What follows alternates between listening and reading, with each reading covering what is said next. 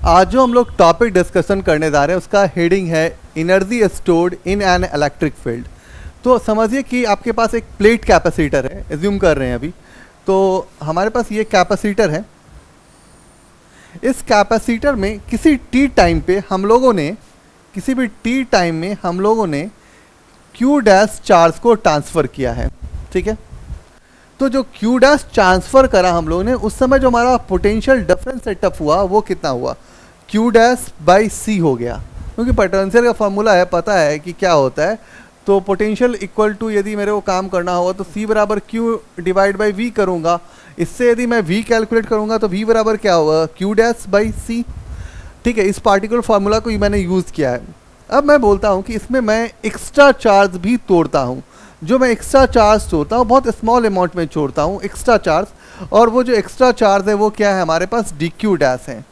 तो जब हम डी क्यू चार्ज उससे तोड़ेंगे तो कुछ वर्क डन करेंगे, तो उसको वर्क के फॉर्म में लिखते हैं। तो वर्क के फॉर्म में क्या लिखेंगे, डब्लू, क्योंकि मेरे को पता है कि पोटेंशियल बराबर क्या होता है, work done per unit test charge, ठीक है ना। तो यहाँ पे वर्क डन हम लिख रहे हैं, तो वर्क डन लिखेंगे तो क्या लिखेंगे, V into D Q dash. V कौन है, जो आपका टी टाइम पे पोटेंशियल्स के बारे में बात करा हम लोगों ने। तो यहाँ पे हम क्या करेंगे, work done equal to V क्या है हमारा, Q dash divide by C into D Q dash. ये जो वर्क है, क्योंकि आपको एनर्जी को स्टोर करना है, एक्यूमुलेट करना है, कहीं इस पे जमा करना है, तो वी अप्लाई द इंटीग्रेशनल टर्म। तो ये जो वर्क करा है हम लोगों ने, छोटा सा वर्क करा है, इसलिए मैं इसको क्या लिख सकता हूँ, डी डब्ल्यू, ठीक है। आप इस चीज़ को ध्यान रखिएगा। अब क्या करेंगे, हम दोनों साइड इंटीग्रेशन के सिंबल्स को लगा देंगे। तो जैसे ही लगाते हैं तो हमारा जो नेक्स्ट वर्क वाला टर्म्स आ जाता है, वर्क इक्वल टू क्या आ गया, minus Q dash by C into D Q dash. अब इसको आप इंटीग्रेट करते हैं। जैसे ही आप इसको इंटीग्रेट करते हैं तो वर्क इक्वल टू लिखें इंटीग्रेशंस डालते हैं, ठीक है। मेरे को पता है कि इसमें जो कैपेसिटेंस है वो हमारा कांस्टेंट टर्म है। तो वर्क इक्वल टू क्या हो जाएगा, 1/c into Q dash into D Q dash. अब यहाँ पे लिमिट करें तो टोटल चार्ज आप कितना ट्रांसफ़र किए हैं, तो 0 से लेकर के Q तक। तो यहाँ पे क्या हो जाएगा, 0 से लेकर के Q तक, ठीक है। अभी वर्क बराबर हम क्या लिख सकते हैं, वर्क बराबर क्या हो जाएगा, 1/c, और यहाँ पे लिख सकते हैं Q डैश और इसका होल स्क्वायर डिवाइड बाई क्या हो जाएगा, 2c, और यहाँ पे लिमिट सेटअप कर देंगे। जैसे ही वो सेटअप करेंगे तो क्या करेंगे, Q से लेकर के 0 तक, ठीक है। अभी क्या हो जाएगा, वर्क इक्वल टू हो जाएगा 1/2 क्यू स्क्वायर बाई सी। अब ये जो वर्क है वो क्या है, बेसिकली एनर्जी है। तो एनर्जी के टर्म में इसको हम लिख दें तो एनर्जी बराबर कितना हो जाएगा, क्यू स्क्वायर डिवाइड बाई क्या हो जाएगा, 2c। आप एनर्जी को इस तरह से भी लिख सकते हैं, एनर्जी बराबर क्यू स्क्वायर बाई 2c। कहीं पे आपको लिखा रहता है हाफ सी वी स्क्वायर, कहीं पे लिखा जाता है 1/2 इंटू क्यू इंटू वी। इस तीनों फॉर्मेट्स में रहते हैं।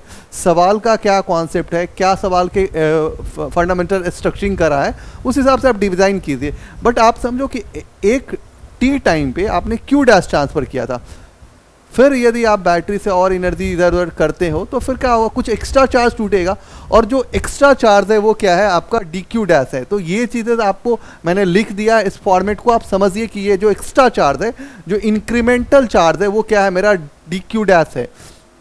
दूसरा है कि आपने उस कैपेसिटर्स के अंदर कितना एनर्जी को स्टोर किया है। मतलब आप बात कर सकते हैं इस टॉपिक को लेकर के कि एनर्जी डेंसिटी क्या है, ठीक है ना। एनर्जी डेंसिटीज़ में जब आते हो तो आप बात करते हो कि ये यदि आपके पास कोई कैपेसिटर्स है तो इसके यूनिट वॉल्यूम में कितना आपने एनर्जी को स्टोर किया है।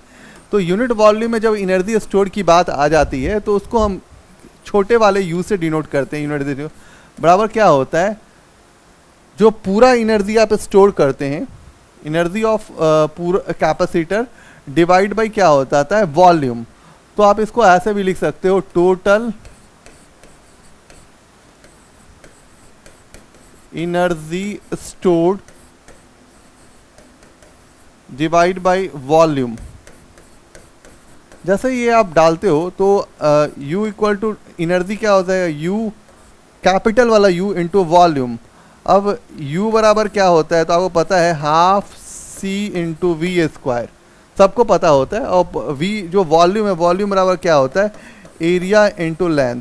मेरे को पता है कि ये यदि प्लेट कैपेसिटर है तो C बराबर क्या हो जाएगा, epsilon naught into A by D, ये हमको पता है। जैसे ही हम उसमें सब्स्टिट्यूट कर देंगे तो क्या हो जाएगा, 1/2 epsilon naught into A divide by D into V square. अब जैसे ही हम टोटल एनर्जी की बात कर रहे हैं तो अब बात करते हैं कि U छोटा वाला U equal to total energy कितना हो जाएगा, 1/2 epsilon naught into A into D into V square, और यहाँ पे क्या हो जाएगा, एरिया इंटू लेंथ। ठीक है ना।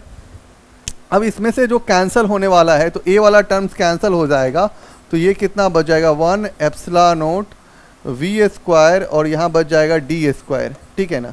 मेरे को पता है कि इलेक्ट्रिक फील्ड इक्वल टू क्या होता है, पोटेंशियल बाय लेंथ होता है।